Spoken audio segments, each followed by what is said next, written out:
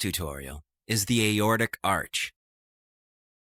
In order to understand its anatomy, let's briefly discuss the anatomy of the whole aorta, the largest artery in the human body and directly connected to the heart. After starting at the aortic valve, the ascending aorta winds towards the head, becomes the aortic arch or the transverse aorta as it makes a rainbow shape over the superior aspect of the heart, and then moves in an inferior direction through the chest and abdomen. At the left subclavian artery, it becomes the thoracic aorta.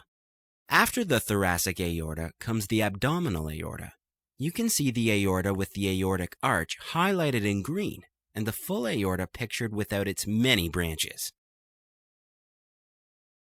The aortic arch or transverse aorta gives three branches which supply the head and upper limbs. The first branch of the aortic arch is the brachiocephalic artery, which splits further into the right common carotid and right subclavian arteries. The other two branches that come out of the aortic arch are the left common carotid artery and the left subclavian artery.